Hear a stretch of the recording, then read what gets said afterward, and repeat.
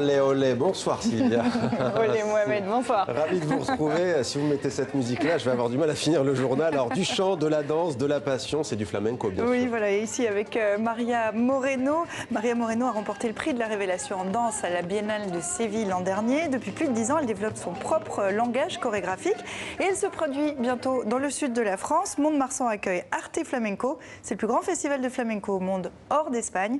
La 31e édition se déroule la semaine prochaine, Mohamed. Très bien, je ne sais pas si je fais bien le geste. Ouais, on ne voit pas l'autre main. Bon.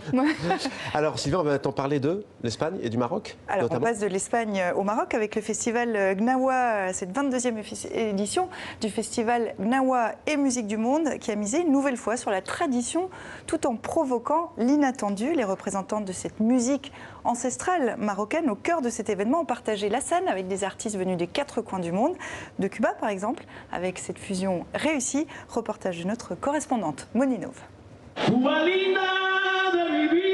Cuba est l'un des prodiges de la percussion afro-cubaine, Adonis.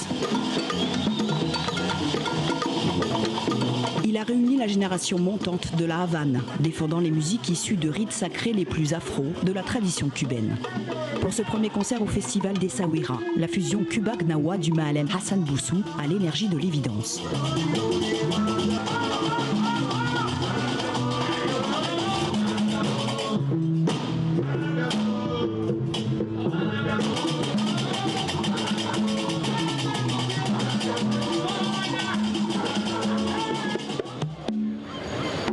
Ces fusions sont l'ADN du festival depuis 22 ans, avec la conviction que le gambri gnawa, la basse organique, est une racine dans l'histoire de la musique. C'est un ressenti magique, quoi. Dès le premier jour de rencontre, pour les répétitions et les préparations, on se sentait qu'il y a une énergie partagée, il y a le feeling qui passe. La musique sans couleur ni frontières, d'accord. Mais la rencontre était tout de même une gageure. Quand le groupe est contacté à Cuba, il ne connaît pas la musique gnawa. Nous avons écouté et nous avons répété. Et après, je suis quelqu'un d'un peu fou, je ne dors pas. Et en analysant, c'est venu. La musique est comme entrée dans mes veines.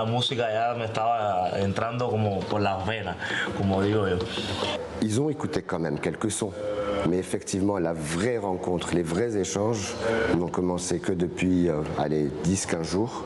Et ensuite, la rencontre physique, c'est depuis seulement 4 ou 5 jours. 4 ou 5 jours, mais avec les mêmes 3 accords clés d'une musique qui annonce les belles fusions des Saouira. L'authenticité, la spiritualité et la transe.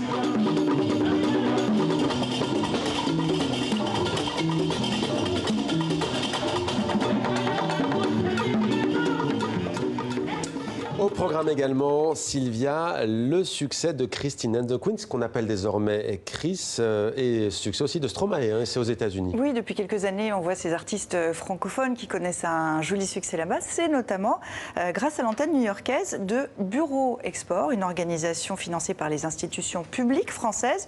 L'objectif est de trouver des labels étrangers qui misent sur ces talents francophones pour les faire tourner aux États-Unis. Fanny Chauvin a rencontré cette équipe qui travaille en coulisses. Rendez-vous pris à Central Park pendant France Rocks. C'est le plus grand festival de musique francophone organisé aux États-Unis. J'ai pris un dernier verre. En plein cœur de Central Park, la musique française est à l'honneur. D'une femme à la peau bleue. Sur scène, la chanteuse suisse Vendredi-sur-Mer. Puis, le groupe Les Négresses Vertes enchaîne avec ses tubes.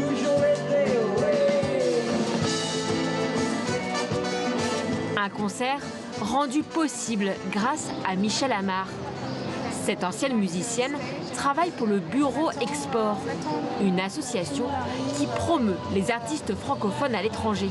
Ce soir, elle espère attirer 5000 spectateurs. Quand les Français viennent en grand nombre et, sur les concerts, on invite aussi les professionnels. Et donc les professionnels voient aussi l'attrait des groupes et des nouveaux artistes.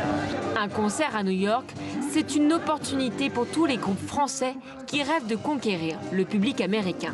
Le but, c'est de faire un bon concert et puis évidemment de continuer à travailler, donc de rencontrer des producteurs, de rencontrer des labels, etc. Donc oui, évidemment ici c'était important pour nous parce que ça peut ouvrir sur d'autres dates aux États-Unis et ce serait merveilleux. Le lendemain, dans leur bureau, Michel et son équipe font un compte-rendu de la soirée. Il y avait Jordan Pimer qui veut booker toute une tournée sur la côte ouest pour les Négresses vertes. Donc on les a mis en relation et ils étaient très contents. Des nouvelles dates de tournée pour le groupe grâce au réseau de l'équipe du Bureau Export. Les artistes peuvent compter sur l'association pour se faire une place aux États-Unis, premier marché de la musique au monde.